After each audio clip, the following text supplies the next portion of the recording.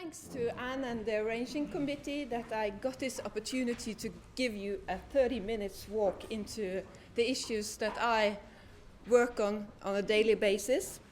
I work a lot with the dialogue, both in theory and practice, and I also have a lot of issues regarding economic philosophy. And today I will talk to you about economic philosophy. I hope you will be able to follow me, despite that I might stumble in the English language. So if I'm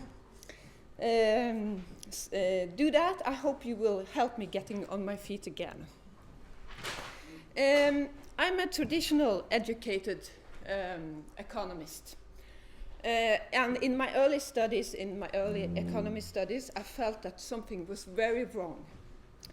I got sad, and the feeling of joylessness and homelessness was creeping into my body.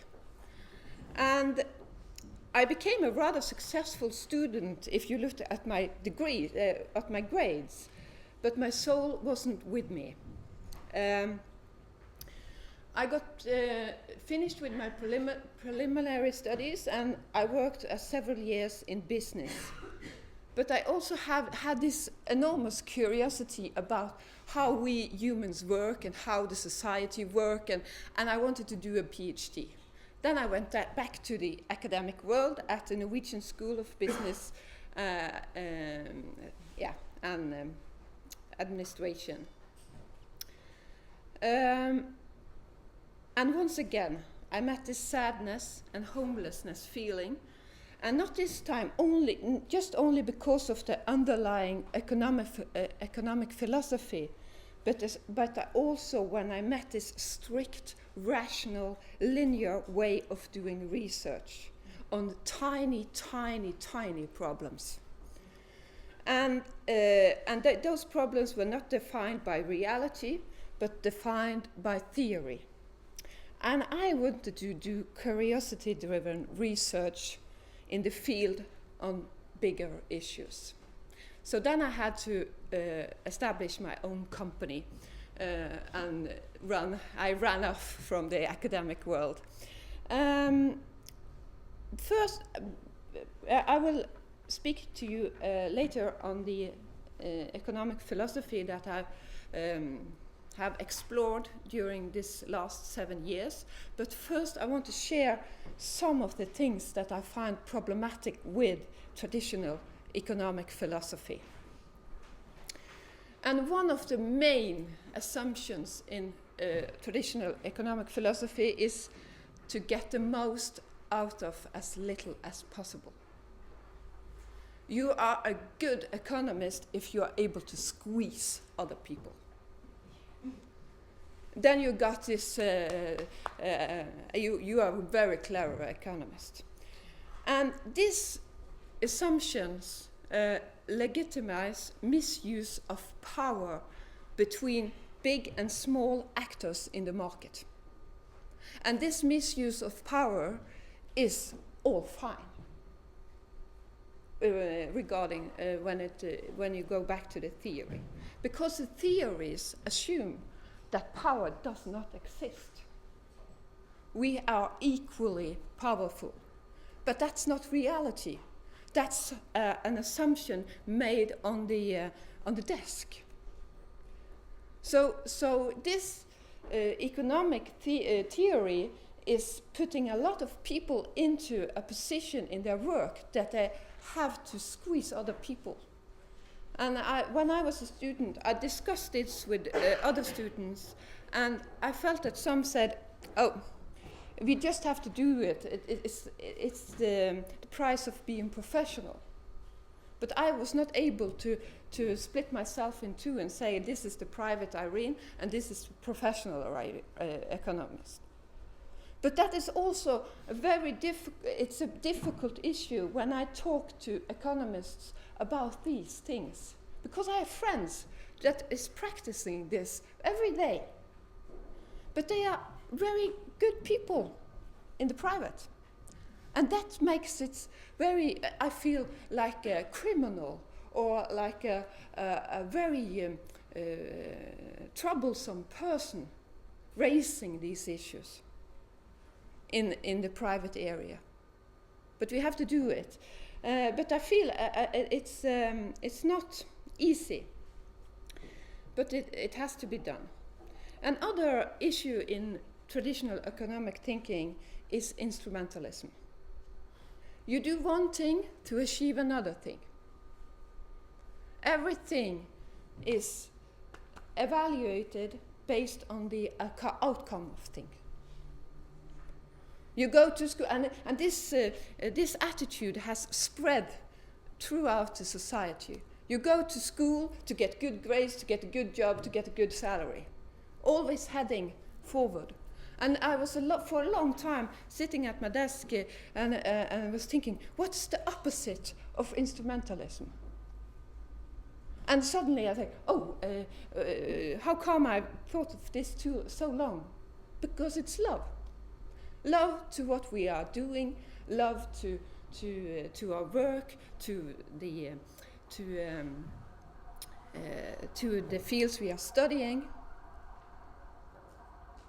And in this kind of theory, it's kind of, there is the joylessness coming, because this type of thinking takes away the love to what we are doing. And we see that many pupils are very occupied. You get this question from many pupils when I'm holding seminars at school. Is this relevant for the exam? That's the instrumental attitude. It's not. Is this interesting? Is it enrich? Is it giving me a richer daily life? That's not the question. And the next thing is that the world is a machine that we can control, predict, and the best manipulate. Both the world and the humans. And this is a way of thinking that you should conquer the world. You should own the world, and you should be like God, saying, oh, when we do this, this happens, and this. And this makes this practice of measuring, reporting, documenting, everything lies in this thinking. So, and that is very uneconomical, to use a lot of money to give us a sort of false control. And the last notion I had to say is that this economic philosophy is obsessed by the notion of competition.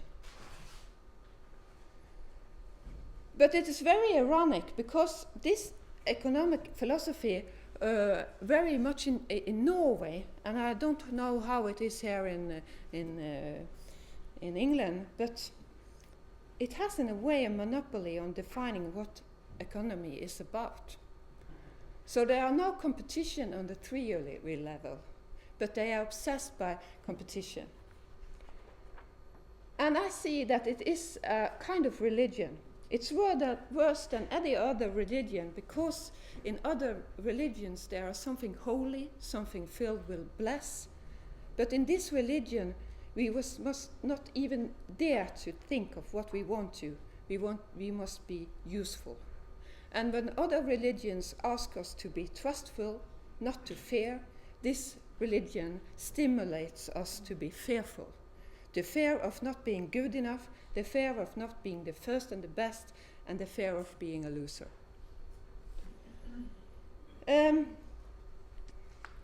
Now I'm going to my project. When I left this kind of thinking, I established a project which I called Innovation and the Friction Between Art and Business. I did 65 interviews with artists and business owners. And I found that they were not very different. Their drive to create was very strong in both kind of spheres, what you call it? Yeah, Yes. And I got on track on an economic thinking that was with the creativity at its core and not the money. The money was a by-effect of being creative. And I call it a humanistic economy based on generosity and dignity, with creativity at its core. I'm having a lot more sexy title in Norwegian, and I'm struggling with English language to get it more shorter and things, but I hope it will come. And I will take you to one of the companies that I interviewed. And this is Olana, a textile company in Norway. And they established their company based on that they didn't want to work in a company that was bought and sold 6 times in 7 years or something, that they wanted to have their own company. And they also said that we want to produce in Norway.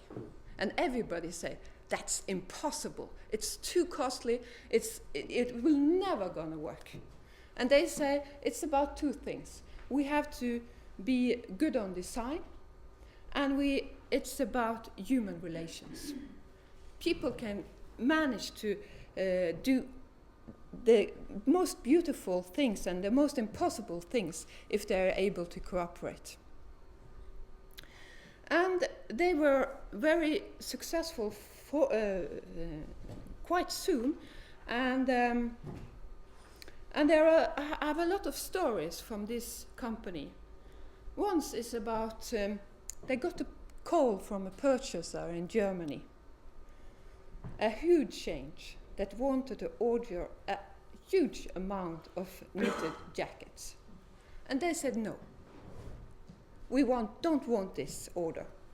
And the person on the other side almost fell off his chair. He said, don't you want this big order? No, it's death in this money. Because if we are going into this, we have to focus all of our production to do for you, and then we have to give up all the customers that we love all over Europe, and small companies that share the kind of values that we appreciate. And she said, and the first and most the first characteristic of capitalism is illoyalty. So she said that if we go into this, you will push prices in 1 year or 2 years, and then you will make a competition of it, and then we are dead. This is not a way. And I felt that I came into another drive of why do we run businesses, and it was several things that was important for them in doing their business. It was the focus on creation, and it was the focus on autonomy. We don't want any financial investors to tell us what to do or not to do. And relational joy, a sense of belonging in the company. The oldest person working in Olana is 74 years old. A man who is doing the patterns. And they want to be money masters, not money slaves. And in that way, we got to earn money, but we, the people, decide what to do with the money. So they had an investor that wouldn't follow them when they were planning to build the most beautiful textile fabric factory in Norway, and because they were thinking that the company was running well, and the owner said, we don't want this kind of attitudes in our company. It was what do you call it? No, they went to the lawyers to solve the conflict, and then they got this persons out, and now they have built a beautiful factory in Bergen. So, and they also had this notion that those we do business with also need to get paid so they can live a decent life. So it's a kind of, you have to have a responsibility, not just for yourself, but also for the others. And when you see at this example here, there are some things that is very central in it. And I think it's about what will come in the future. And then I will ask the question, what is the time that we are entering, or the era we are entering? What is the demands of the future? And if you think that since the Industrial Revolution, the answer to the demands of the future has been production and consumption at faster and faster pace. That has been the receipt for how we cope with developing our society. But there are a lot of things that humankind had not learned yet. We have not learned how to live peacefully and playfully together on a national level, family level, and a personal level. There's a lot of relational struggle in our time, both in human beings and between human beings.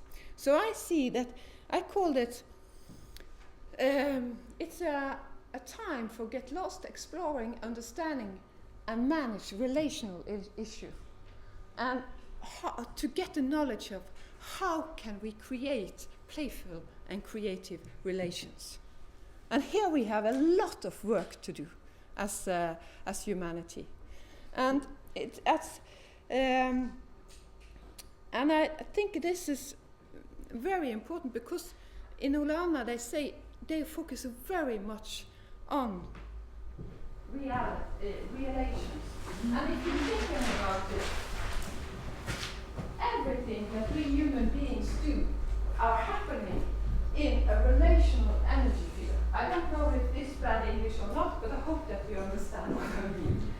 And what happens to it? My interest is economic philosophy. What does it do to us? Make us feel sad, or like this, or make it feel joyful? What atmosphere does the economic philosophy that is ruling creates in the relational energy field? And I'm sure that traditional economic philosophy makes us sad. Yeah. So then I go further on my issues in this economic thinking with the creative force at the core. And then I will take you with you to this man. He is called Jon Fosse, and he is the most famous poet and drama, a writer in Norway at this time. And he is saying that he's going to be as big as, and is as big as, Ibsen. Not just in our time, but in many years ago. And this man was sitting alone in his room, writing and writing, and people were feeling sorry for him. People asking, "What you do?" "I write." And he was not earning money, and suddenly he became a national treasure because of his individual creative effort.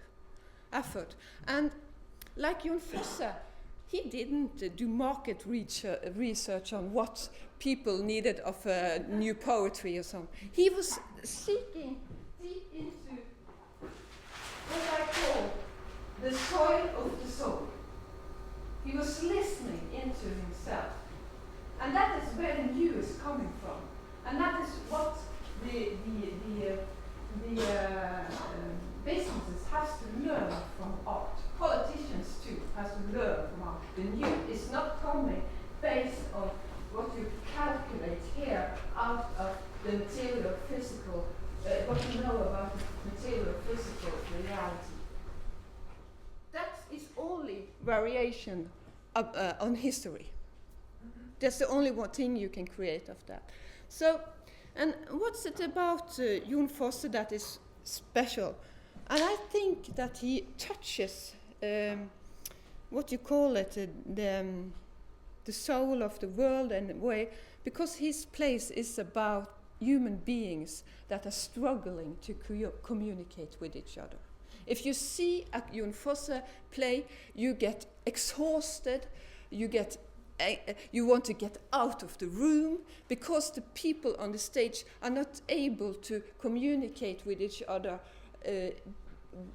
It's only on a very superficial level.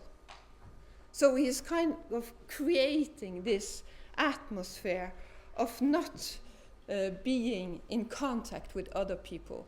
And my husband also said, oh, this Jon Fosse stuff is going deep into the nerves of the anxiety nerve, or what you call it. And he also writes about another thing. It's about the relation to nature. And that's also something that I think we will rediscover, because this is a poem of Jon Fosse's. Let the rain pour, let the sun see, let the wind blow, let my heart beat. It's kind of being united with nature. And it's also, in my thinking, I'm talking a lot about the nature's generosity, and not only on a material level, but on a spiritual level. If you take a stressed person and just put it into nature and let it be there for some hours, they will be more healthy without doing anything, because the energy of the nature is the same energy that we have in us, the same pulse and heartbeat. So I think there will be a lot of to heal a lot of the inner struggle that humankind is into right now. We will turn our way to nature again to get this energy from it. And well, how is it about time? You've got 15 minutes. Yeah, okay, that's good. And here you see this is goosebumps. And I was thinking that our body is designed to feel quality. We can feel, we can measure. We can measure when some creative artists or other people have been into the soil of the sound and found gold. We can feel it when we listen to music. We can feel it when we read a poem or something. That's something that touches us. And I have as an agenda in my work that we have to, humans have to be the most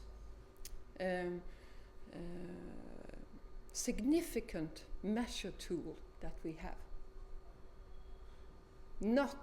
It's with all our senses and all our knowledge, unconscious and conscious, we are a wandering measure tool of quality. We have our intuition, and I think that this combination of rational mind and emotions and intuition will be very important in the future. That we have to combine those two things. So when I'm sitting in the board meetings and when you are working with exploring and kind of working through your feelings that are not clean, you can rinse your emotional system, that you're getting into a deeper connection with your intuitive power. And I work in several boards, both at the art side and the business side, And in the beginning, the business people were laughing at me, and when we were talking about international collaboration and so, and I said, "Oh, I get a goosebump. This is the right company." So, but it is something in it, and it's much more serious than we think it is.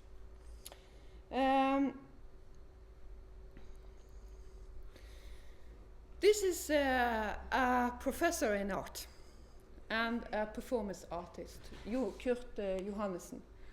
And when I was interviewing him, he said traditional economics ask the wrong question. They are so occupied with what they should get and not what they should give or what they will create and things like that. And it's kind of polluting our society when because it's not like that. The investors on the stock market can sit there and have this attitude on their own. This attitude is like a pollution that goes through society. Because if the investors will have as much as possible, the leaders will have as much as possible, and then the people will have as much as possible for as little as possible. So it's an attitude that spreads. This I will bring you to a lady called Ruth that is not occupied with what she gets, but what she gives. And this is the world's best cleaner. It is from an article in the local newspaper in Bergen, and it was about how the community was to put cleaning out on competition. Because in this traditional economic thinking, a job is just a job. But a job is one of the most important units for connecting people in a society. It is a relational unit. But when you look just at a job as a job, relations are not important. And the answer to this philosophy has to, for instance, an old man that has 80 visitors helping him with his house for the last 4 months. And the answer is, what's the problem? Your toilet has been washed. It's only the job.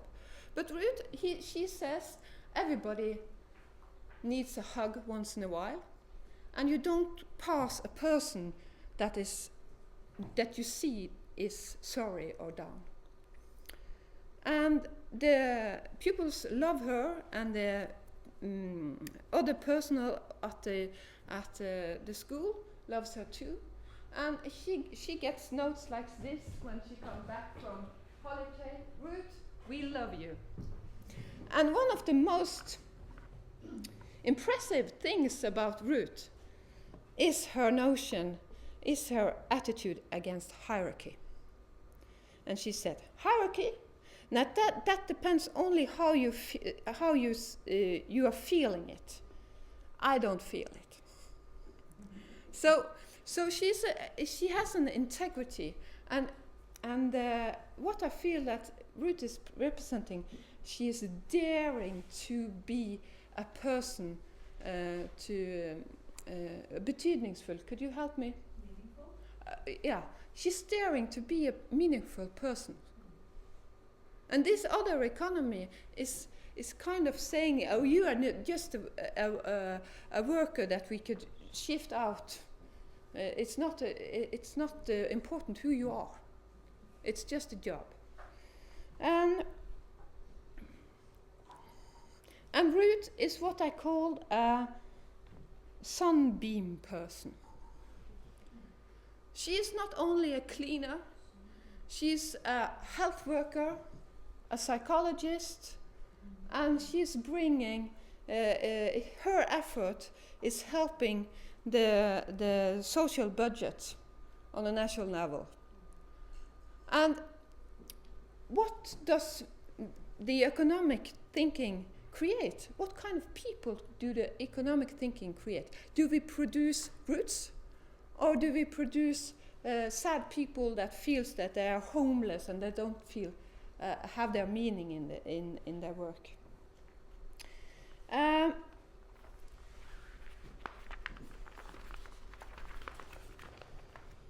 Yes. And then I come to this. This is a small picture from my desk home, and you see this knitting here. And then I want to relate it to craft, because when I started this project, I was so afraid that I had to keep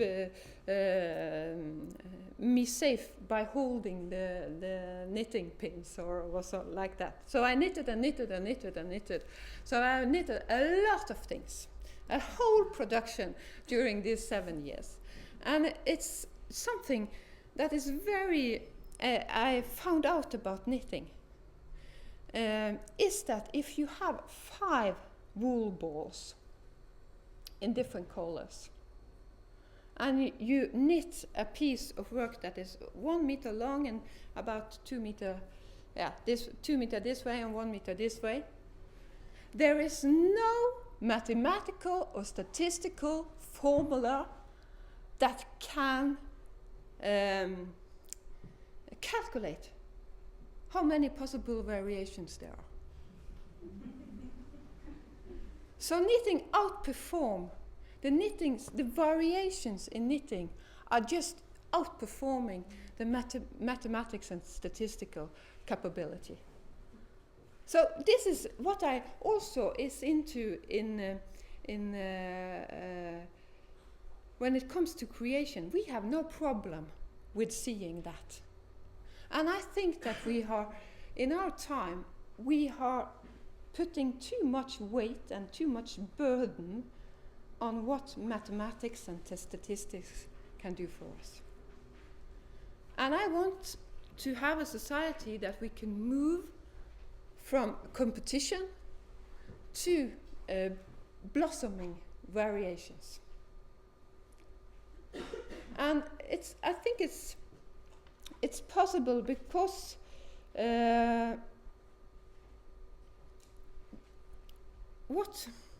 but we have to think in a way to achieve that. And one of the things that is very fearful for human being is to be different. And that's a relational question again. I experienced it together with my husband. We are very different. To be safe in being different is a relational job that we have to do. Because it's much safer to be similar in a way.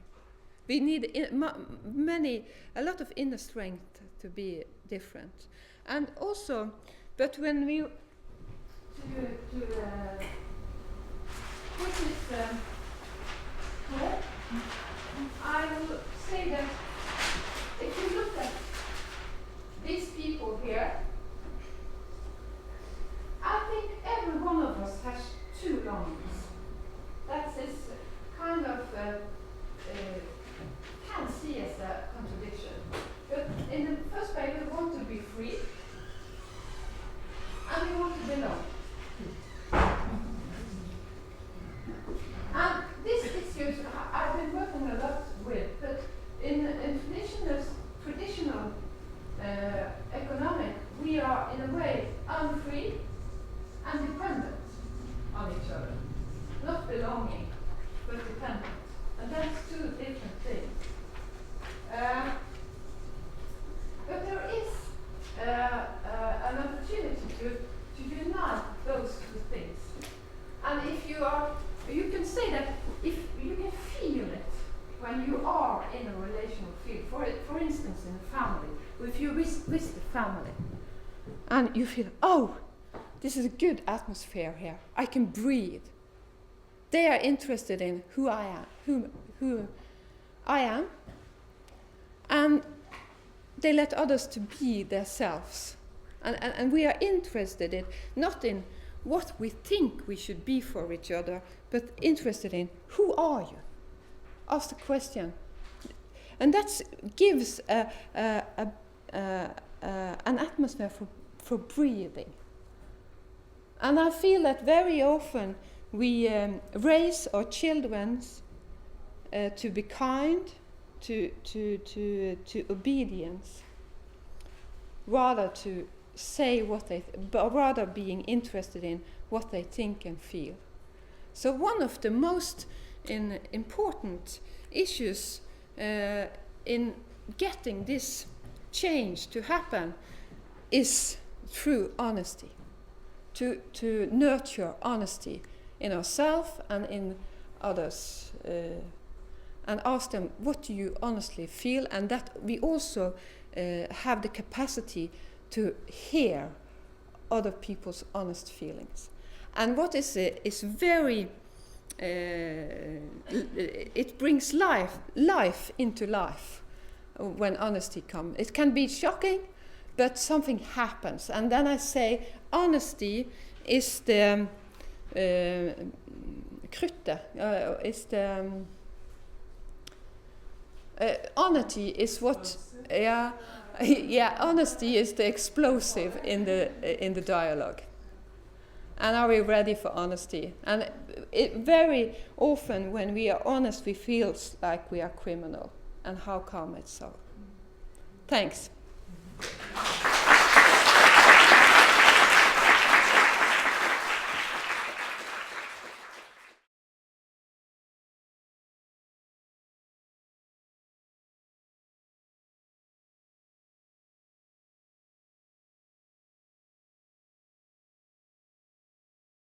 I've been given the most difficult slot of the 2 days, which I'm quite happy about, really, because I've got so many good people to play with, and a lot of the things that I'm going to talk about is things that have been mentioned before, so really it's going to be very, very short.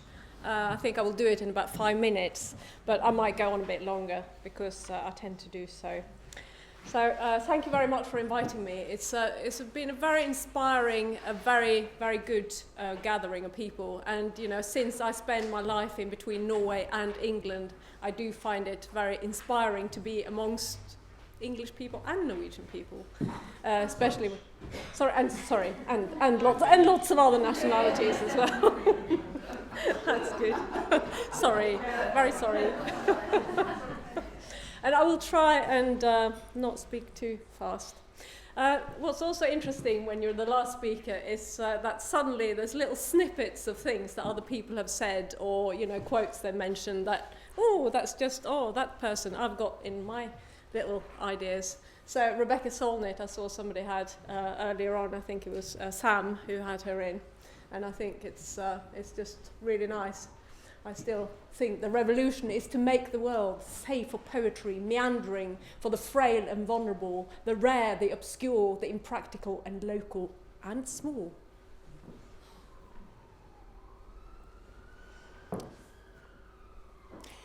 First of all, there's been a lot of talking, and one of the last things that Irene mentioned was breath, and that is just exactly what I want you to do now. I just want you to just pause for a second and just draw a breath. And in that breath, I want you to just draw lots of it in and draw it into your lungs and just pause and just really feel that it gets right in there and blow it out again. And just do it and keep it going. And imagine that the air that you draw in is shared with everybody in this room. It's invisible but present. It's moving and reshaping. It's rhythmic and regular. It's a part of you, but only for a fleeting moment before it enters another human, an animal, a plant, or transforms itself into a cloud, even. Because we all share each other's breath. And every word you have heard for the last couple of days have filled you and your body with inspiration that you will cultivate and grow and breathe out to share with others. And isn't it amazing, that word, inspiration? Oh, I just think it's so nice. When I have workshops with children, I often tell them about this word, and they get so excited about it that you can actually share the air with somebody else. A few years ago, I was in a Moroccan village, and up in the Atlas Mountains, and I met this family here and a few other families. And they shared some of their cultures and some of the culture with me. And one of the things, you know, they had two main incomes in the village. One was from growing saffron. And for those of you who don't know what saffron is, it comes from saffron crocuses. They look like a bit like that. That's a terrible picture, but it looks like that. And what saffron is the little stigma inside the crocus is the saffron. And for 1 gram of saffron, you need to pick 150 stigmas. And when I make my Swedish Lucia buns for Christmas that you do in Scandinavia, I use 3 grams of saffrons, and that's 450 stigmas for my Lucia buns, which is, you know, quite amazing, really. And you can imagine how long time that takes to hand pick. So no wonder that saffron is the world's most expensive spice. But the other thing that they did to make a living in that village was to make rugs. And it was a real privilege. I was invited into this family and see, you know, what they were doing when they were weaving. And, you know, they had a small, very simple house. They had an earthen floor.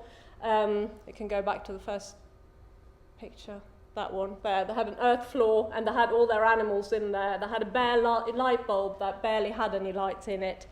And around the loom, unfortunately, I didn't photograph that because I just felt too intimidated to do it. I felt it was almost like a holy act they were doing when they were weaving. But they sat 5 women around the loom, and they wove simultaneously, and they knotted 6 different colours into an intricate pattern that just seemed to evolve effortlessly, a bit like poetry, totally without mistakes, at least that I didn't notice them, and with no printed patterns or blueprints as guides.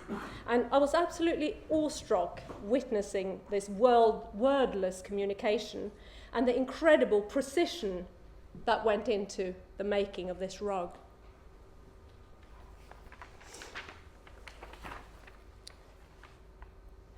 It was a bit like watching, you know, sort of exceptional hands-on dance performance or something, or seeing starlings when they do their incredible formation flying, or the rapid movements of herring, of a school of herring, when they just seem to move like one big organism.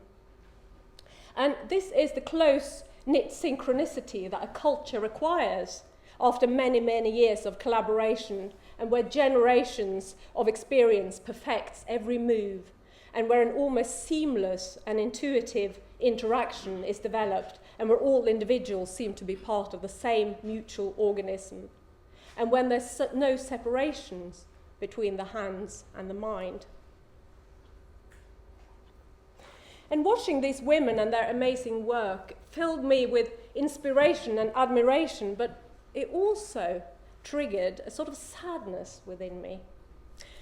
I deeply felt the loss of my own culture, that is still within the living memory, but where the active participation mostly have turned into a kind of nostalgia, and which happens to culture when the purpose, the energy, and the sharing have gone and been replaced by passive and often romanticized admiration for times gone by. Because culture needs to be active. It needs to be handled and nurtured to have the meaning in order to thrive.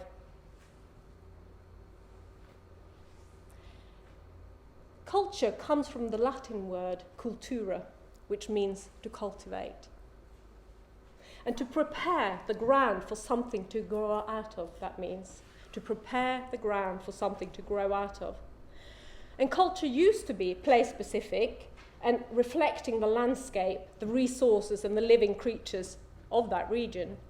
And culture was the weft that created the patterns and texture and was the binding force of the fabric of society. It was the glue. Culture needs involvement and participation in order to thrive and develop strong bonds with its cultivators. It needs to be nurtured, it needs to be tasted, smelt, and touched.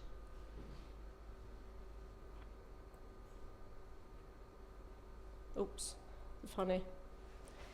animation that didn't work there. The word aesthetics comes from Greek, and it's the word aesthetikos in Greek, which means to perceive, to feel, to sense.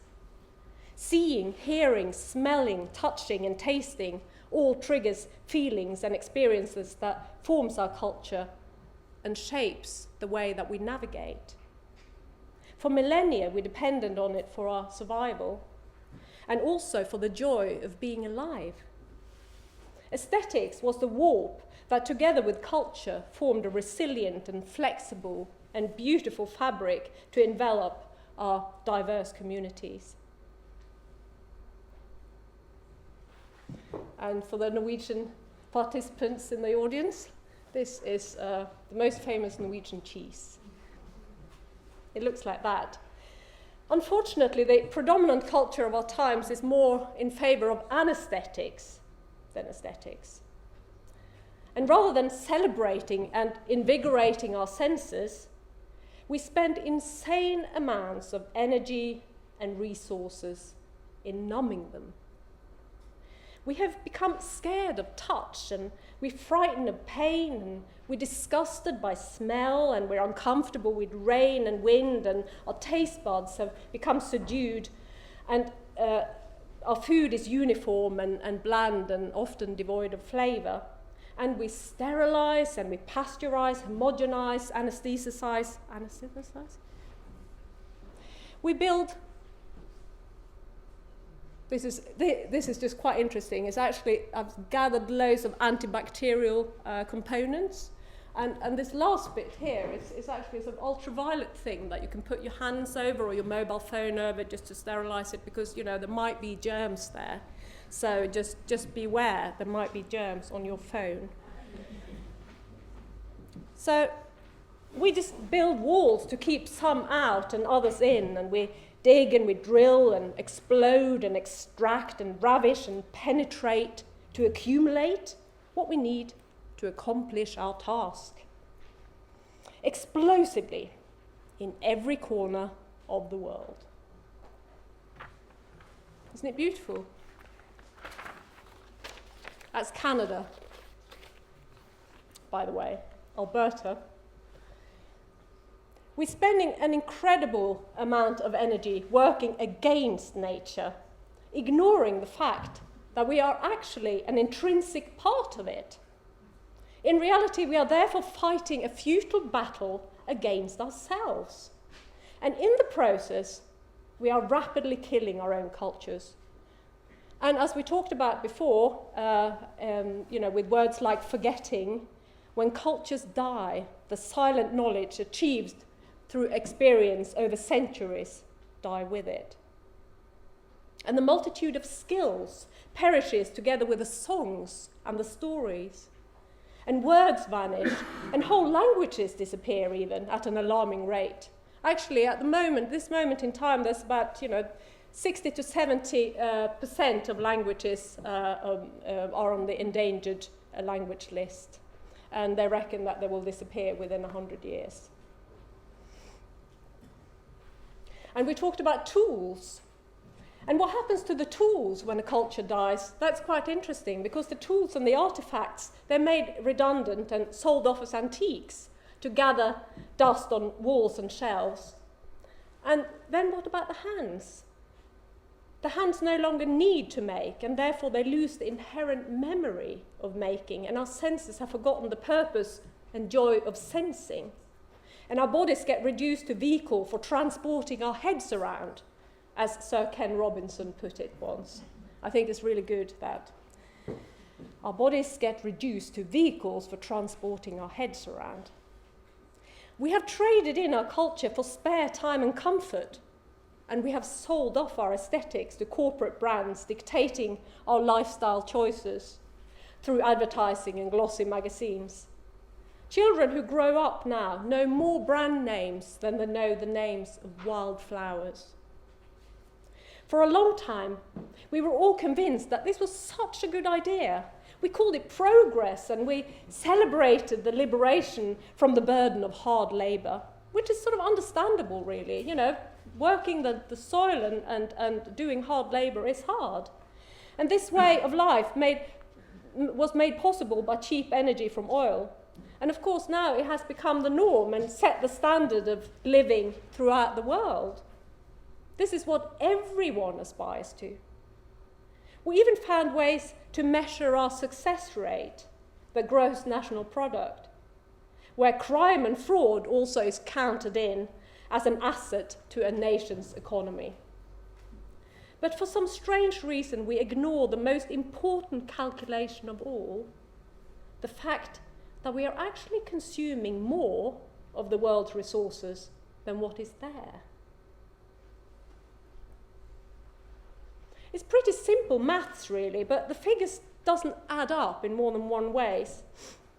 And the myth that money makes us happier is also starting to crumble as we are facing some of the biggest challenges in human history. And while the fabric of our society is slowly disintegrating, our hands redundant, but our minds have also become comfortably numb. This is Norway. Look, they're the happiest people in the world, at least that's what is said in the UNDP report, the UNESCO report. For 6 years in a row, Norway was rated the happiest people in the world. And in 2006, it also happened, and that's when it had happened for 6 years. But what was also interesting was that in the same year, 2006, the sales of antidepressants in Norway reached a soaring 485 million Norwegian kroner. And that is the equivalent of 53 million English pounds. And there's something there that isn't quite making sense to me. And by comparison, the budget for the arts in Norway the same year, in 2006, was 16.1 million kroner, which is 1.8 million pounds. So it's 30 times more money spent on Prozac than aesthetics. And in the UK, the statistics is unfortunately not much better. Actually, percentage-wise, it is a little bit better, but not much. And here in the NHS spent more than 270 million on antidepressants in 2012. Imagine what you could do with that money.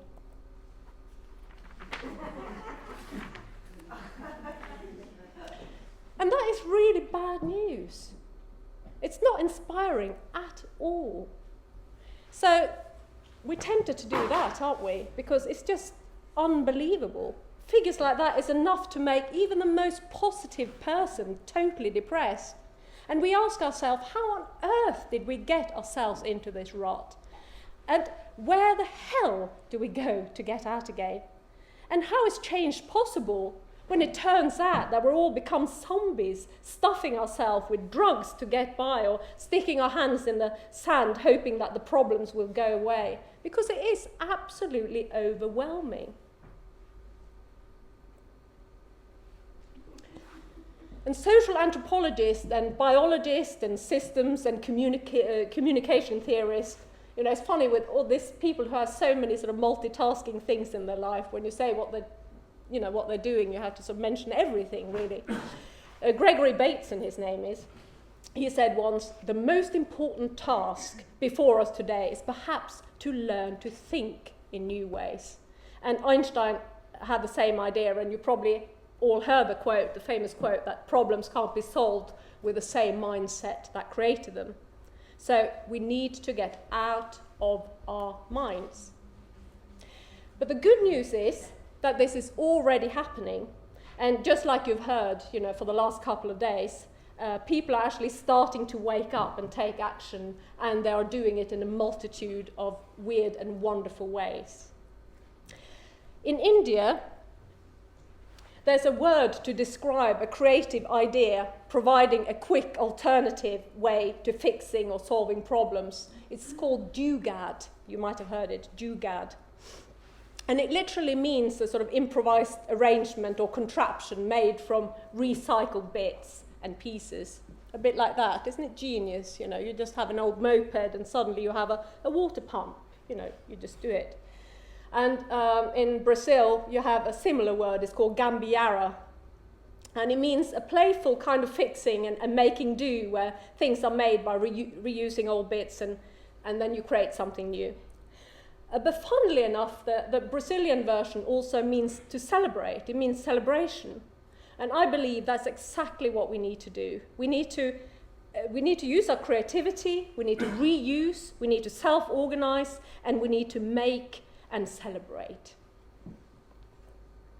That's another Gambiarra or Dugard contraption.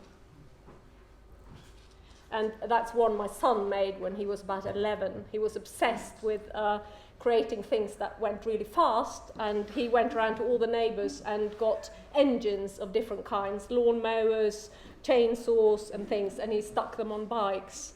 And it's a very nice, fast motorbike there for 11-year-olds on Arctic islands. It wouldn't be possible here, I think, health and safety and all the rest of it.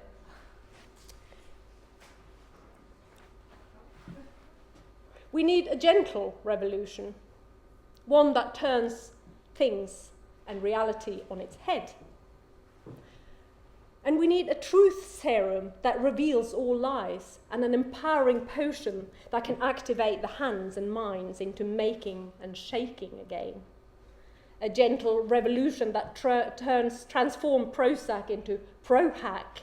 And we need flip thinking and tinkering, and we need to foster and cultivate change makers. And we need to cherish the misfits and the rebels amongst us, the ones that see unusual solutions and challenge the status quo and dare to do things differently. Do you know H.C. Andersen, the famous Danish writer?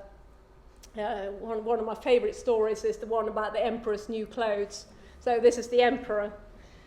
So we need to have the ones amongst us, the brave enoughs, to point out that the emperor's new clothes is in fact nothing but a story of deception. Look, he's naked. Last week I heard a really inspiring story. It's a story about the Roxbury School in Massachusetts, where they've done just that. They turned things on its head. In 2010, it was ranked at the bottom 5 of all the state schools. But then, the 6th principal in 7 years came and turned the whole thing upside down by sacking the security staff and putting all the surplus funds into art teachers and materials. And many thought it was absolutely nuts. And others were just sort of going, oh, well, just wait for the disaster. And 3 years later, the school has one of the fastest student improvement rates in the whole of Massachusetts. It's praised by pupils, teachers, and parents alike. And a student was quoted in NBC News saying, "There's no one particular way of doing something, and art helps you to see that. So if you take that with you and bring it on, it will actually help you to see that in academics or anything else, there's not one specific way you have to do something." And that's a pupil. It's quite nice.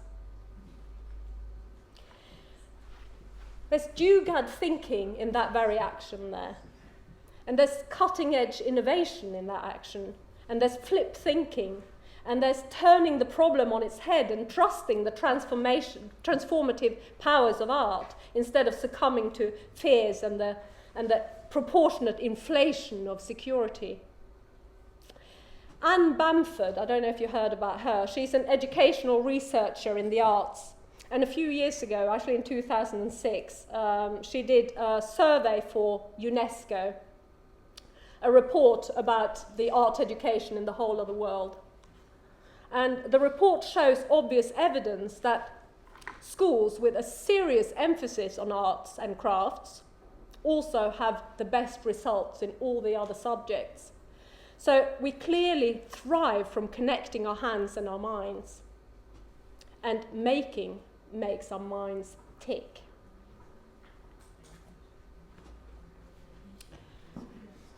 I will sort of come back to those two in a little while. The physicist David Peat originally launched the concept of gentle action. And the hypothesis he has is that action creates a reaction, which creates a barrier between you and the problem. And the way that we normally solve problem in the mindset that we're now is that we react to an action. So his idea is that, you create a gentle action, because this traditional way of dealing with problems, the reaction method, often generates new and greater problems than those we originally wanted to solve. It becomes like a ball and bat syndrome. And when the reaction, in addition, is affected by external factors such as fear and frustration, we create a vulnerability that causes us to be defensive or aggressive rather than constructive. And it's not a good place for response. So David Peat describes a gentle action beginning with a period of what he calls creative suspension. And it's really nice. Creative suspension is that sort of when you hold an idea and you let it mature. I work a lot with fermentation processes, and I call it fermentation really, because an idea or anything needs to ferment until a new form of creative action emerges out of that system and suggests a response based upon an open and flexible and creative solutions thinking in collaboration with others. And as the American cultural anthropologist Margaret Mead accurately put it, never doubt that a small group of thoughtful, committed citizens can change the world. Indeed, it is the only thing that ever has. Because we often think of those small, gentle actions as something that isn't really going to make any results, but I really believe that those are the magic powers. David Peat's theory inspired the event Gentle Actions that I co-curated with a fellow artist, colleague of mine, Anne-Karin Hjortvedt in Oslo in 2010. It was a 3-week happening. It was process-based. It was an interdisciplinary project where the gallery was transformed both inside and out into an experimental playground really for ecological thinking, for creativity, and for cultivating gentle actions and interactions. And we were lucky enough to have the curator at Kunstnernes Hus in Norway at the time, Marita Jaukari. She was very positive to the idea, although it was quite a controversial thing, and it was sort of quite a loose form and experimental, the whole thing. But she welcomed us in, and it was quite a, we managed to do it with her. And it was a place that we wanted really to create this space that we don't have in any parts of our society, those spaces that connect people together, the people that connect artists and storytellers and scientists and economists and historians and socially engaged movers and shakers. We wanted them together to be able to have a dialogue together, because we don't talk to each other enough, and we don't make things together enough, and we don't interact together. So what happens when you put all these people together and you have dialogue together and you interact together? We wanted to rethink and co-create in order to cultivate a consciousness, and we also wanted to sow seeds for a sustainable future and a sustainable culture. Unfortunately, it was a massive project. We had about 50 participants altogether, and that went over 3 weeks. We had an absolutely jam-packed program with workshops. We had a collaboration with somebody doing the film program, and we had over 53 films that were all free, that went throughout the 3 weeks. And we had, we called it habitats, little islands of themes where we connected these people together. So it was like, it was energy, it was economy. Irene was involved in the economy section. There was food, and there were lots of, and it was craft, of course, making, and lots of other things. But unfortunately, I don't have time to talk about everything here. But I'm going to talk about, here's from the food habitat, we called it. So if you want to find out more, you cannot read what's on there, but you can ask me later, gentleactionswordpress.com, and you will find out more, and there's quite a lot there. But what I want to tell you is what happened here, and that's you see a little part of the Oslo Reef there. And the Oslo Reef was a satellite project somebody might have heard about the hyperbolic crochet coral reef project by Margaret and Christine Wertheim, which started in LA in 2005. And it's since grown into a collective and socially engaging project where hundreds of participants all over the world have crocheted corals and raised awareness of the devastation of the world's coral reefs due to human activities. And the Oslo Reef gradually grew during the project with contributions from the public. And we often saw people lounging in something that we call the documentation room, where we had this really nice table with loads of books, and we had exhibition, and we had sofas and things. And we had lots of wool and crochet needles, and lots of people sat there and crocheted all the time. And we mounted the crocheted corals on the walls as they appeared. So we had informal gatherings, but we also had formal gatherings. So we had a couple of talks. That's from one of the talks, I think. And where we had invited one guy from Greenpeace and another guy from the Norwegian Oceanographic, what's it called? Hang on, I have written it somewhere, but Norwegian Oceanographic Research Institute. And, they normally, when they come and give talks about these things, they come in and it's very formal and and then they talk. But then suddenly they were standing in front of an audience, predominantly women, well, a few men as well. And all these women were looking down and they were talking, and they just found it a bit strange and a bit uncomfortable, perhaps. But then they realized, and as all of you here who've done crocheting or any handicraft, and I'm sure that's most of you, have done, then you know that your attention can be in two places at once, and it can be just as strong, listening, and possibly even stronger, I think. Maybe it's enhanced by the fact that you're using your hands and crocheting. So all these women, they were crocheting these corals while they were listening to the guys talking, but looking down, so they felt a bit uncomfortable to start with. But after a while, they realized the magic of it. And actually, one of the guys, the guy from Greenpeace, he was going to go on to talk in Bergen to all the environmental ministers of the whole of Europe that was going to gather there and talk about the state of our coral reefs. And he was so amazed by the whole project and so absolutely taken with it that he asked if he could have some of the corals with him that were crocheted in one of the workshops and bring it to the meeting in Bergen, which he did, and it was a great success. So that was one of the projects. This is a trim tab. You see the trim tab there? It's that little rudder at the back of the plane. The architect, inventor and futurist Buckminster Fuller, he had a similar idea about gentle actions, promoting sensitive responses to problems, where the whole is taken into consideration before the action is performed.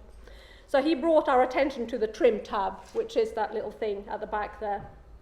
And what's happening, I don't know, for those of you who have done some sailing, I have not done much sailing, but at the back of a boat, of a sailing boat or a plane, you have this little thing, and just by turning it a little bit to one side, you can totally change the direction of the plane or the ship. And Buckminster Fuller had an idea. He said, "Something hit me very hard once, thinking about what one little man could do. Think of the Queen Mary. The whole ship goes by, and then comes the rudder. And there's a tiny thing at the edge of the rudder called the trim tab. It's a miniature rudder. Just moving the little trim tab builds the low pressure that pulls the rudder around. It takes almost no effort at all. So I said that the little individual can be a trim tab. Society thinks it's going right by you, that it's left you altogether. But if you're doing dynamic things mentally, the fact is that you can just put your foot out like that, and the whole ship of state is going to go. So I said, call me trim tab. And he's got it written on his gravestone.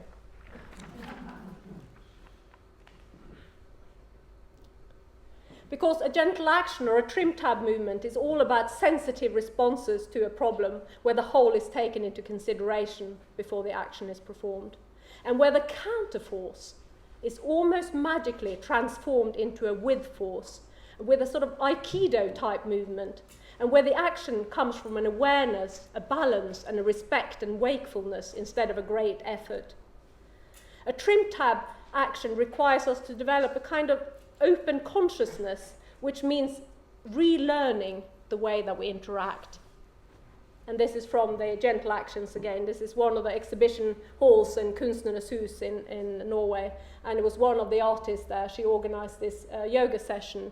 And literally all of these people were doing this warrior action, warrior pose there. The indigenous people of Scandinavia are called the Samis. And their chanting is called the yoik. And I often refer to yoik as one of those images of consciousness on this plane. Because you don't make a yoik about something, you actually yoik it. And there's a direct connection between the person that yoiks and that what she or he is yoiking. So a direct connection between the observer and the observed.